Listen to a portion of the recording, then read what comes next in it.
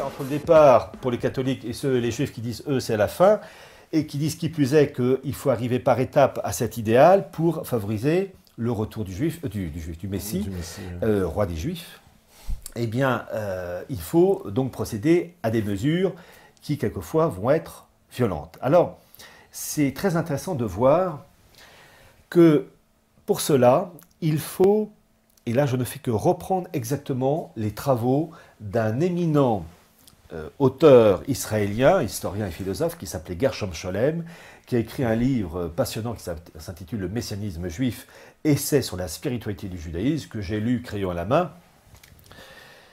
qui est mort en 1982, qui est à l'origine un juif allemand, et qui donne une explication du messianisme juif. Donc j'ai dit que le rabbin Ben Amosek dit que c'est à la fin. Bon. Et que pour accéder à cet idéal, permettant donc le retour d'un jardin d'Éden, d'un nouveau jardin d'Éden, il faut passer par des étapes qui, dans l'idéal du messianisme juif, passent obligatoirement par des catastrophes et des révolutions.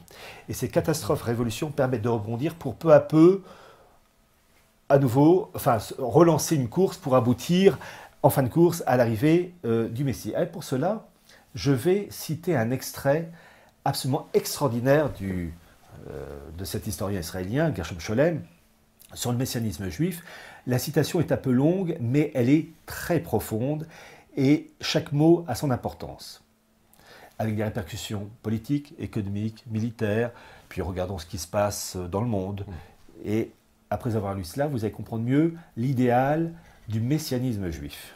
Je cite Gershom Scholem, « Le messianisme, en effet, a toujours eu pour objet le rétablissement de l'existence nationale. Bien qu'il mène également au-delà de celle-ci, le messianisme apocalyptique a concilié de façon presque spontanée les promesses et les traditions antiques avec de nouvelles raisons d'y adhérer, avec de nouvelles interprétations et réinterprétations. Le messianisme est pris alors dans la conscience juive un double aspect qu'il a gardé depuis. Ces deux aspects du messianisme se fondent sur les paroles des prophètes où on les rencontre de façon plus ou moins explicite, un aspect qui souligne les cataclysmes et les destructions qui doivent accompagner la venue de la rédemption. Je reprends cette phrase. Un aspect qui souligne les cataclysmes et les destructions qui doivent accompagner la venue de la rédemption et un aspect d'utopie quant à ce que seront les réalités messianiques. Le messianisme juif est, dans son origine et dans sa nature, on ne saurait jamais y insister, l'attente de cataclysmes historiques. Il annonce des révolutions, des catastrophes qui doivent se produire lors du passage du temps de l'histoire présente au temps futur messianique. Ces cataclysmes et ces visions funestes prennent un tour nouveau et propre dans les visions de la venue du Messie.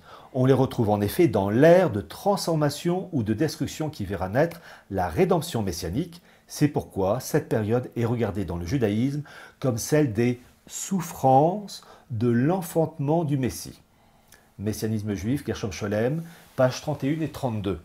C'est-à-dire que quand on lit ça, ça veut dire que l'arrivée de leur Messie qu'ils attendent en bout de course ne peut arriver que dans la souffrance, par des révolutions, des catastrophes, j'allais dire par le principe de ordo ab chaos,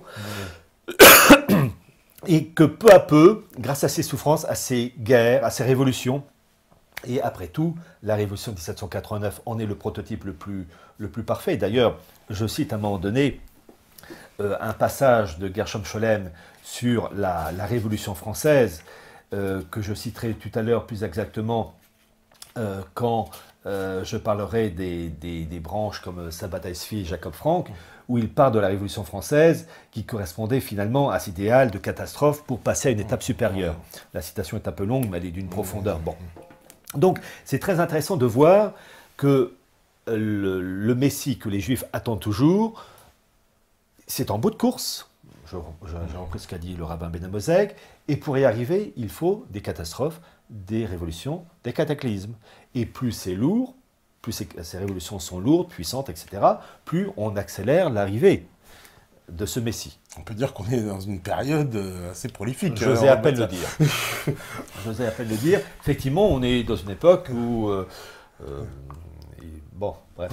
D'ailleurs, ce n'est pas pour rien que le 23 septembre 2012, vous avez eu la prière de toutes les communautés juives pour l'arrivée du Messie, c'est-à-dire dans la tradition catholique de l'Antéchrist, parce que s'ils l'ont fait, c'est qu'ils estiment que l'organisation planétaire du monde est suffisamment avancée d'un point de vue spirituel et temporel pour être couronné par leur Messie. Vous êtes au courant de ça, du 23 septembre 2012, vous vérifiez sur YouTube la prière pour le Messie, le Messia, 23 septembre 2012, prière, s'ils l'ont fait, c'est qu'ils estiment que l'organisation planétaire est suffisamment animée des souffrances de l'enfantement. Il n'y a pas de péridurale dans ces trucs-là, et pour être couronné par leur Messie à eux.